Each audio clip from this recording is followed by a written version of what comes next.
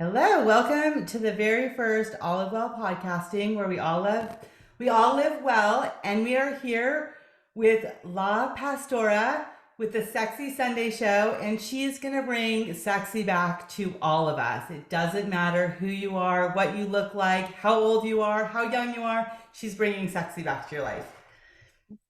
We are bringing sexy back, Diana. I'm so excited that you're launching this podcast. I think you are so amazing, and I know how much you love people and you want people to live well and do well and just be well. So I'm so excited to just be here with you today. Thank you. Thank you. And I'm so excited to launch with you because I know your heart has always been in the right place. So wait, just tell me a little bit about the Sexy Sunday show. Tell me a little about you. Tell me how this all came about.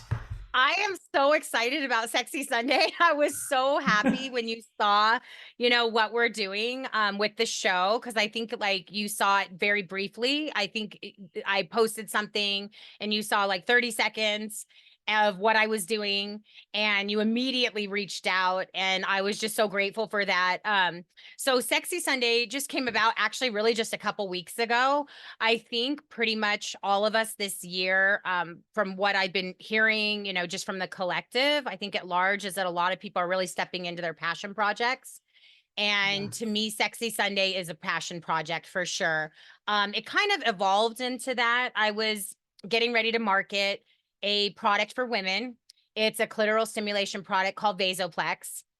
And so basically, one of my partners said, I think we need a show to kind of educate women on what this product is and how to take care of their bodies and different things like that. And so I said, okay, well, how about Sexy Sunday?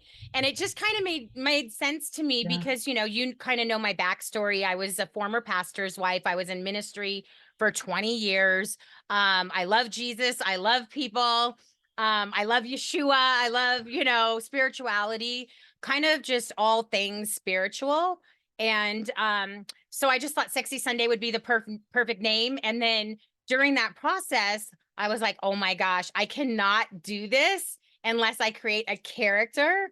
And so I thought, okay, I'll create this alter ego, not even realizing that I was creating an alter ego, which I'm sure you and I are going to kind of talk about in the Right. show, is this alter ego, LaPastora. And she's so vibrant and amazing and just comfortable in her body and her skin. And she's just having fun. And she's kind of embracing this journey of her sensuality at 50 years old. And, getting kind of into that frame, it was actually very liberating. And the show just launched a couple weeks ago. It actually launched on Valentine's Day. And we've gotten a great response. And truthfully, I have gotten a little bit of pushback, but I've had more support and more encouragement and more just people that are loving it and kind of embracing it and wanting to be a part of it than people actually that aren't taking to it. So that's pretty cool too.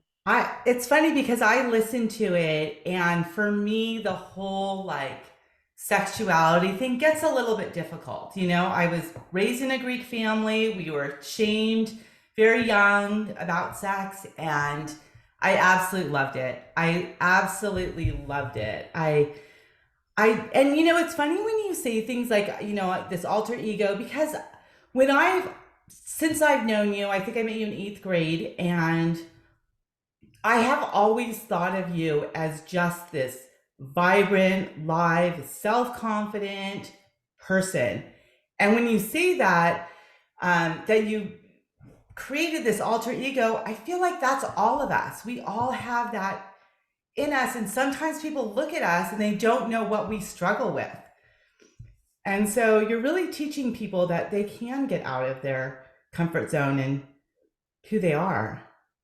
Yeah, as I started to like do the alter ego and kind of like LaPastora, came to life, I realized that actually we all have an ego, no matter. I mean, I'm a Reiki master, like I'm, doing sound baths all the time. Like I'm going to yoga, going to, Pilates, like I'm meditating, I'm chanting, I'm praying. I'm very, spirituality is a big part of my everyday life. And I think that I realized that no matter how spiritually aligned I was to source, God, connection, vibes, feathers in my hair, like, whatever it is, Right. like, I realized that no matter how spiritually in tuned I am, no matter how much I go to church now, no matter how much like I'm in the books, with learning this stuff, and no matter how like maybe spiritually elevated I think I am, I still have an ego. And I realize that everybody has one, like no matter what. So if Ram Dass said it's the costume of identity that we're wearing every day, then why can't we choose the one that we're in? And then it kind of evolved into like, oh my gosh, maybe it's not alter like Alter, maybe it's alter Altar. So this is a conversation that I kind of been resonating with me the last couple of days, that maybe there's a higher state of consciousness that we're actually supposed to be embracing. Because like Kobe Bryant had an alter ego with the Black Mamba. Beyonce had one with Sasha Fierce. Eminem had one with Slim Shady, Batman, Superman. Like there's so many alter egos out there, but I actually think it's just a higher state of consciousness to actually get you to step into just this bigger, form of who you are. Because I don't know, maybe this would be a good question for you, is that I don't know if our bodies are actually big enough to contain the amount of energy that we actually have. I wonder if our bodies are too small for the amount of like power that we actually can walk in.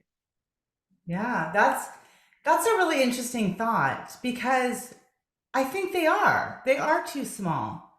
Yeah, And I so think we so limit too. ourselves. Yes. And so like maybe the whole alter ego, or trying on, or an alter ego is a way for you to kind of step in to this bigger version of who you are, which is not really a bigger version of who you are. Like we say it's a bigger version of who we are, but I think it's just actually who we are in our Right. core.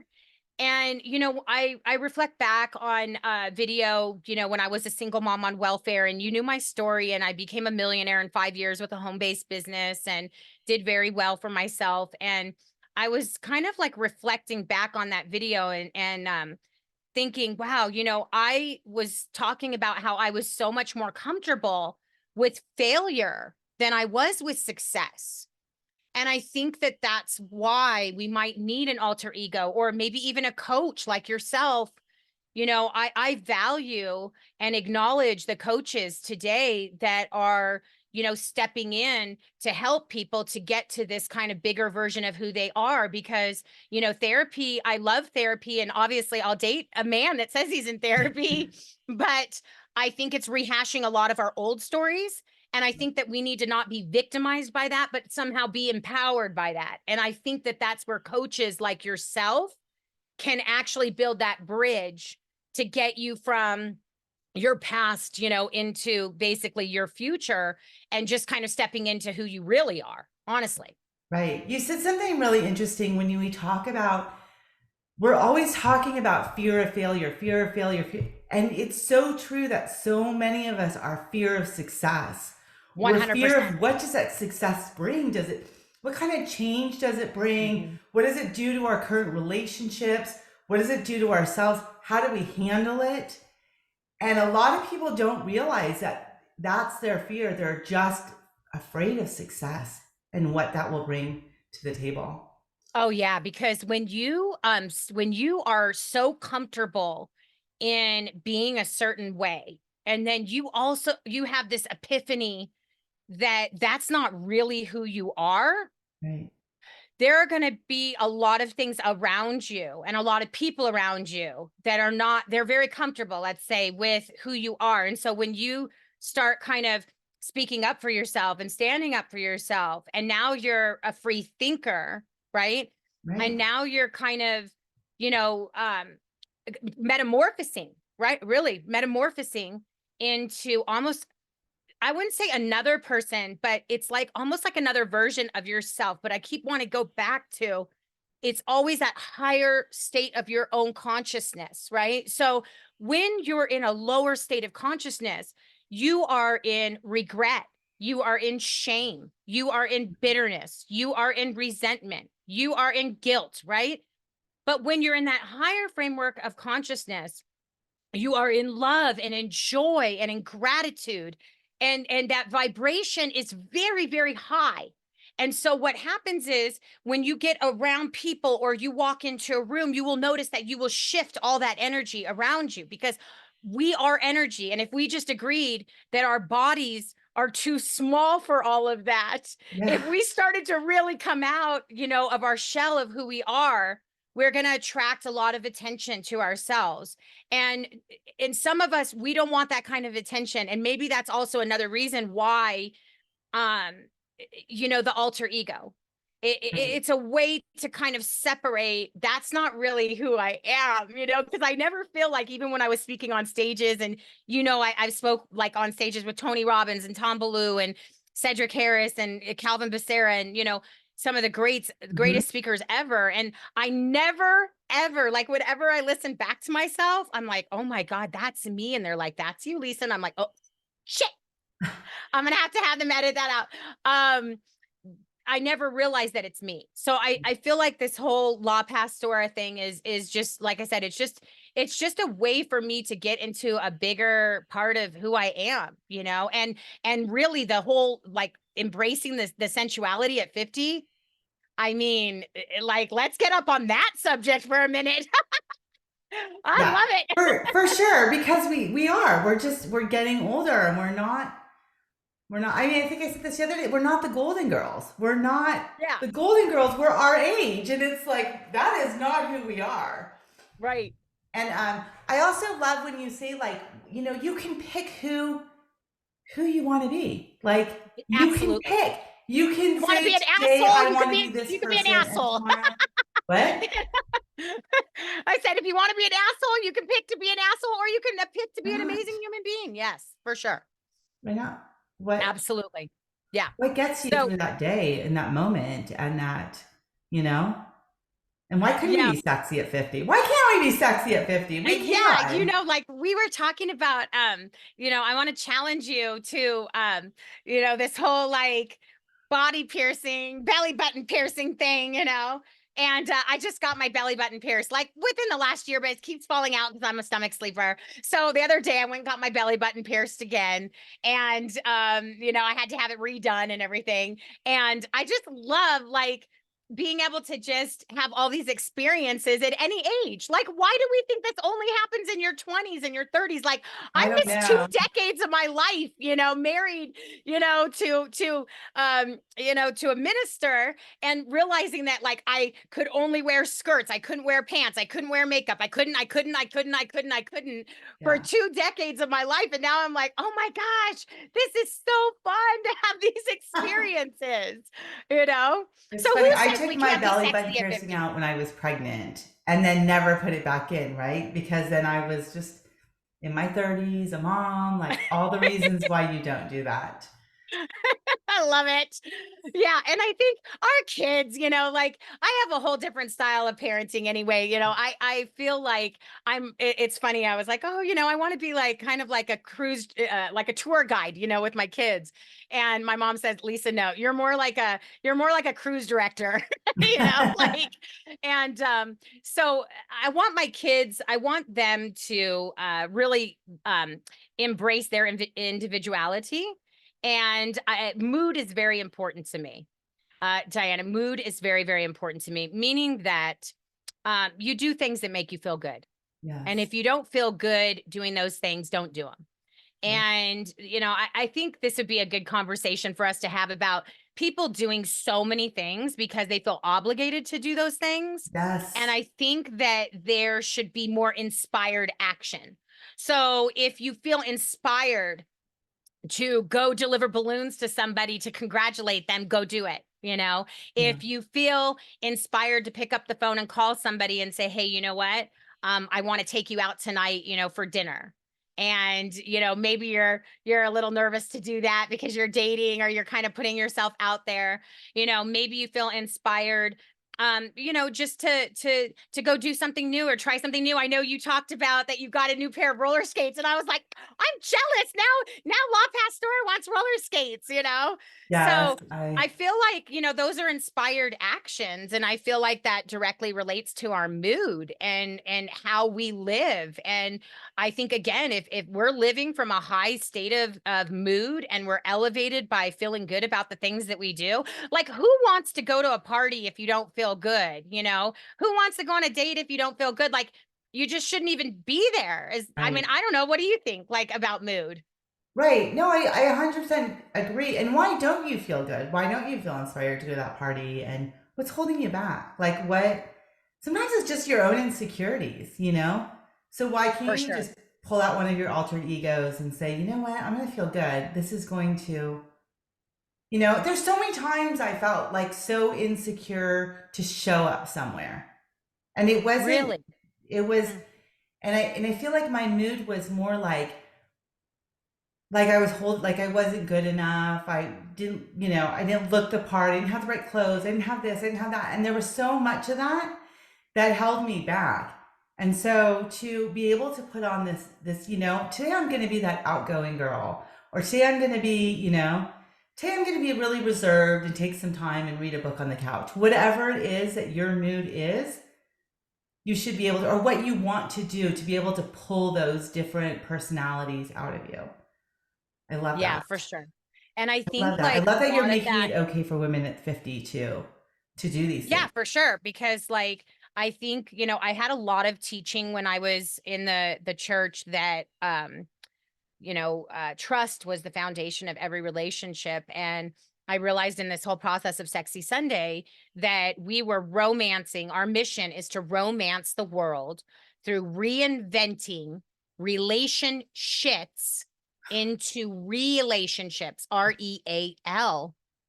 And it felt like, in a society where we have so many filters and Botox and fillers and surgery, and believe me, I've done it all, okay? And I'm still doing it all. Yeah. Um, I feel like authenticity is the foundation of every relationship. And I'm not saying not to go and get fantastic plastic, because if that's what you want to do, go do it.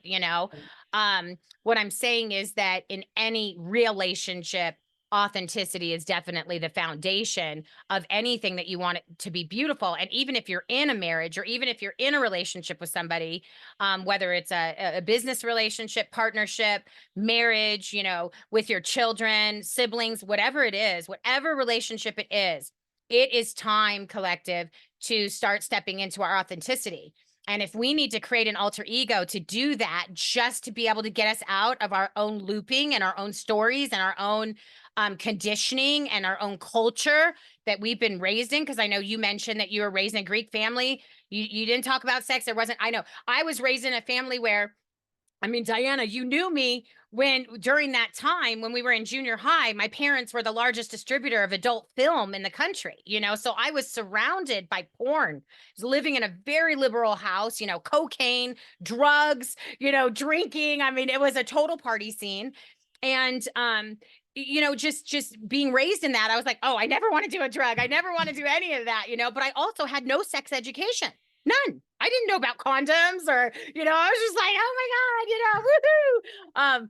And I didn't know about any of that stuff. So, I think now people need that space to be able to have these conversations and not be judged for their kinks or their fetishes, or the fact Right. that they want to get divorced, or they don't want to get married, or they want to be monogamous, or they want to be polyamorous, or whatever it is. I think there needs to be a safe place for that to be discussed. And it also needs to create that place of authenticity in every relationship. So even any relationship we're in can be reinvented if we just back it up and start going, okay, you know what? I need to get real with myself first. And then I need to just be as real as possible with everybody else around me. Yeah, I 100% agree with everything you're saying. Isn't it funny that we were raised the exact total extreme, one side of sexuality to the other, but our messaging was the same, right? Our Yes, messaging was the same, and we very were much so. never taught to love ourselves and our bodies and who we Yes. were. And and to use that to please ourselves, as opposed to, it was all about, for me it was like shamed sex is for having babies with your husband. For you it was just so open, doesn't matter, just about the fun. But there was never that, like, what about us? What about It's so true. ourselves? What about who Yeah. we are and what brings joy to us? Yeah, I think like this is part of our evolution right now as women. Mhm. And because we've had a lot of evolution just, with voting and all kinds of different, things that we've been able to experience just in the last 50 years. Right. Not knocking men, but women have been ruled for over 10,000 years, right? So there's this whole evolution happening, I think, with women. Um, and it's different than the feminist movement. What it is it's women that are actually now starting to understand that they are actually a divine feminine being, right? Which again goes back to energy. So when like I was a single mom, I'm single mom for a very long time. And when you're a single mom, you tend to be more in your masculine energy than your feminine energy, right? So when you start learning about your yin and your yang in your own body and your chakra system, and that the body is a very sophisticated machine, Right. you start to step into almost like an energy of sort of a divine femininity.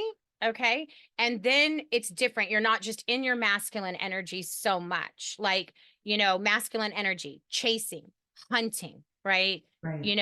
Putting yourself out there. I noticed that now getting more into my feminine framework, and then starting to do these photos of myself that are very intimate experiences. I'm always creating my own content. It's a very private experience for me. I love putting on lingerie. I love dressing up. Like I used to never like that stuff. For my ex-husband, my first husband, he always wanted me in lingerie. My whole two bottom dresser drawers were full of lingerie, and I absolutely, hated doing it for him. And now I can just have this experience with just myself, I guess. And it's sort of again very liberating, very inspiring to me, very empowering that I'm this beautiful woman, like, and that I can be in that body and that framework.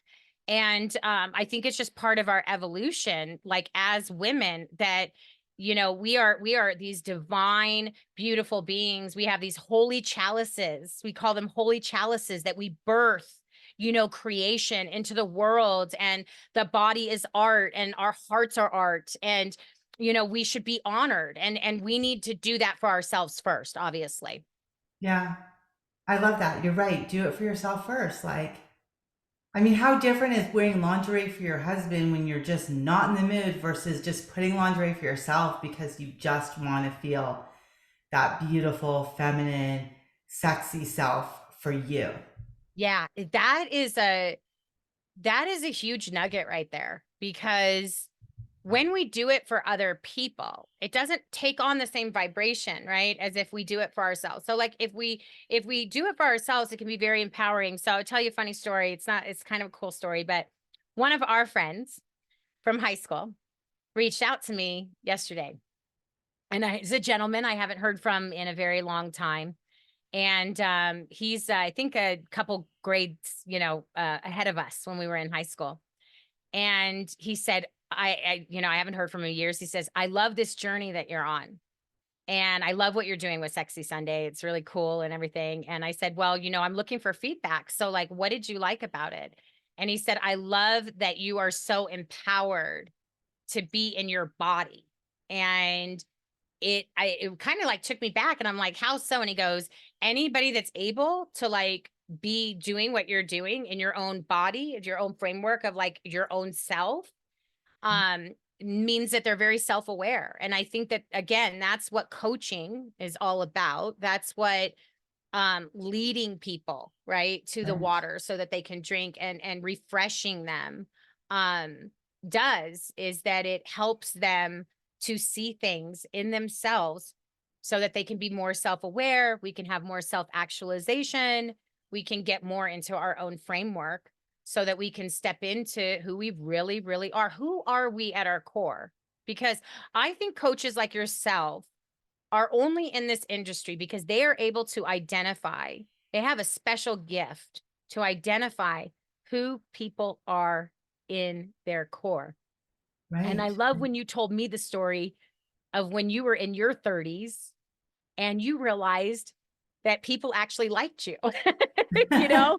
And I love that story when you told it because I was like, "Oh my gosh, she had this you had this like epiphany, right? That people Right. like actually liked you." And I was like, and I think it kind of like spurred you on in your life, right? In like a bigger way or something. Right, right. And it just it led me to here, to this moment, right? To where I'm Right. at, where I'm just Yeah. like, you know what? I'm gonna make these changes. Because coaching really is, it's just the path forward. Like what? Like let's leave all that behind us. Let's figure out where we got stuck and let's move past that. Let's get unstuck and start moving forward. And these things that we told ourselves over and over and over again that never served us. Like, why are we telling ourselves these things that are just not true? They're just not true, you know, And and they're and they holding may us back. exactly. And they may be true, Diana, to some degree in that story of that ego, because Yeah, we know that that's ego, right? It's right. ego, it's fears, it's insecurities, it's shame, it's anything that's bottom dwelling, right? So maybe in that story, but like you had something, you had an experience happen when you were 30 that actually transitioned you, you said, into where you are right now. And I believe that it was a gift that was given to you to be able to see into other people and see their, who they are in their core, and then be able to pull that, out of them. It's really, it's awesome. I'm like so glad that we connected I for am this show. I'm like too. so excited. And I just want to say, if anybody's going to lead the charge to Sexy Sundays, it's going to be you. Like you, this is the role for you. You Thank really you. are. You've always been a leader, and just when you speak, I feel like people listen, and they should listen because you've always spoken from the heart, and I love that about you. Thank you. Thank you. I love that. I love that. I want people to have this information because I know it can add value to their lives, and honestly, I did not like I feel like this is being brought in from like the ethers, I cannot take credit for all of this. Like I have an amazing team helping me and setting this up, and I have so much support. I have so much support and so many great people around me like yourself, and so I feel really, really, really grateful, and I feel like a lot of people they're going to be transformed through all of these conversations that we're having, for sure. Love it. Well, tell us how we can get more of the Sexy Sunday show. So sexysunday.com is the website. Sexy Sunday hashtags are everywhere. We've got Sexy Sunday show on TikTok, and we're on Instagram, and we're on Spotify. Our podcast is running on Spotify. I have amazing co-host Chris Murillo. He's a talented motherfucker. And so we've got great things going on YouTube. We have a YouTube channel, which is really awesome. It's got all of our episodes and reels, and yeah, it's just we're excited about it. So we've got great merch. We've got hoodies and t-shirts and crop tops and hats and all kinds of great stuff so you can rock your Sexy Sunday, gear. I think every woman should be rocking a Sexy Sunday crop top. Yeah, and I think the men should be rocking the talented motherfucker gear. So that's what I think. Well, um, I love it. Thank you so much for your time. And I just look forward to seeing more of these Sexy Sundays and having you lead the charge for all of us. Yay! Congratulations on your show. I'm so Thank excited. you. Thanks for being my Awesome. launch girl. Woohoo!